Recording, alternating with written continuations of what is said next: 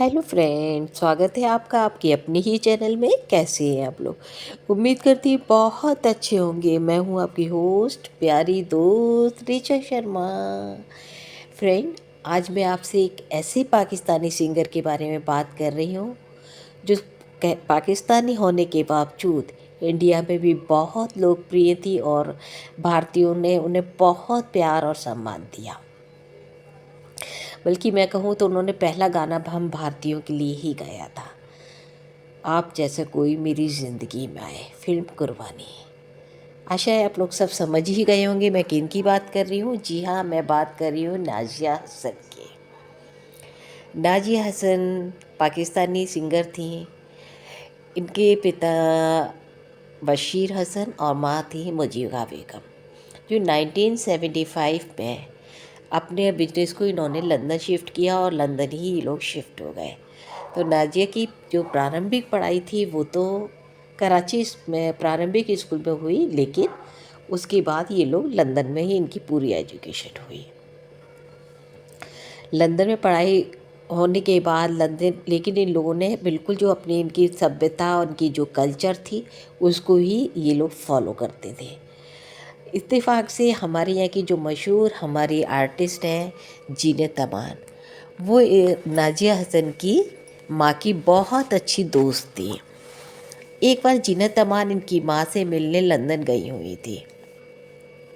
वहाँ बातचीत चल रही थी, तब अंदर से जीनत अमान ने देखा कि गिटार पे कोई बहुत ही अच्छी तरीके से गाना गा रहा है और गिटार बजा रहा है। जीनत अमान ने एकदम से पूछा, ये कौन है, इतनी अच्छी आवाज़ किसकी है? तो मुजीबा बेगम ने बताया कि ये मेरे बच्चों की आवाज़ है, मेरी बेटी नाज़िया हसन और मेरा बेटा जुहेब की। जीनत अमान ने उनसे कहा मिलवाई है मैं। तब उसने बुलाया नाज़िया हसन को और परिचय हुआ, बातचीत हुई। तो नाज़िया हसन ने वहीं से फिरोज़ खान को फ़ोन किया, निर्माता निर्देशक को, जो उस समय कुर्बानी फ़िल्म बना रहे थे, और कहा कि तुम एक नई आवाज़ देखना चाह रहे हो ना, तो आज मैंने जो आवाज़ सुनी है वो हमारी फ़िल्म के लिए बहुत अच्छी है। मेरा कहना है कि आप इसे अपनी फ़िल्म में एक चांस दो। तो फिरोज़ खान ने सोचा कि ठीक है, देखते हैं। तो वो भी नाज़िया हसन की वॉइस को सुनने के लिए लंदन आए। लंदन में जब उसकी वॉइस सुनी तो वो भी बहुत ज़्यादा प्रभावित हुए और उन्होंने उसी समय कुर्बानी फ़िल्म के लिए साइन कर लिया।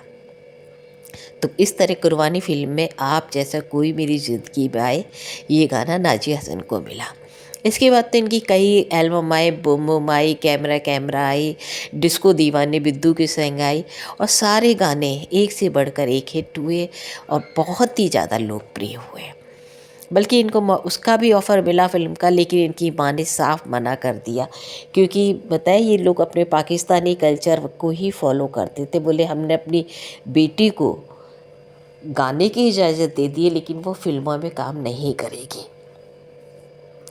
इस तरह दिन बीतते जा रहे थे। फिर इनकी शादी हुई पाकिस्तानी बिजनेसमैन इश्तियाक से।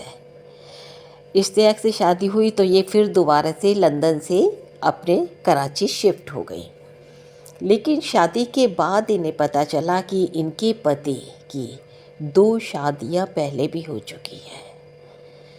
मतलब नाज़िया हसन और उसके परिवार वालों को ये चीज़ नहीं पता थी कि इश्तियाक अली पहले से ही विवाहित हुए हैं। फिर जैसे कि किन्हीं भी बातों पर रहे, हमें इसके बारे में तो नहीं कह सकते हैं, पर इन लोगों की शादीशुदा ज़िंदगी मात्र 5 साल चली, जिसमें कि नाज़िया हसन बिल्कुल खुश नहीं थी। नाज़िया हसन ने अपने पति पे टॉर्चर करने का, मारपीट का, इवन स्लो पॉइजन तक का इल्ज़ाम लगाया। बाद में इनका एक प्यारा सा बेटा भी हुआ। तो ये बाद में लेकिन पत्नी नहीं पटी, तो फिर ये और इत्तेफाक से दुर्भाग्य देखिए नाज़िया हसन को कैंसर भी हो गया। तब इनके पति ने इनका कैंसर का खर्चा उठाने से साफ इनकार कर दिया। तब इनके मायके वालों ने इनको सपोर्ट किया, ये लंदन चली गई, वहीं इनका फर्दर ट्रीटमेंट हुआ है।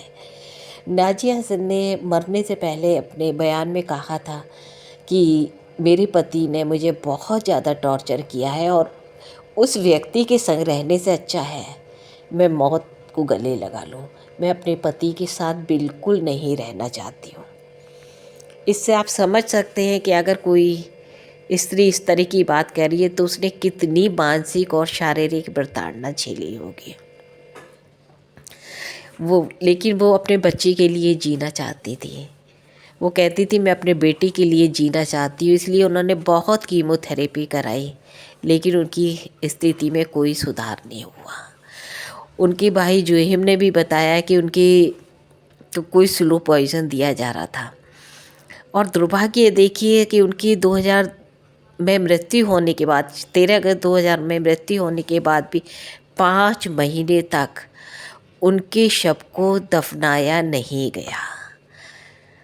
मतलब क्या शब्द इस तरह कि मृत्यु के बाद भी 5 महीने तक उनकी बॉडी को रखा गया ताकि टेस्ट वेस्ट करके पता लगाया जाए कि इसमें क्या चीज़ हुआ था, क्या नहीं हुआ था। कैंसर के अलावा उनको और क्या क्या, मतलब कौन सा पॉइजन दिया गया था, क्या नहीं था।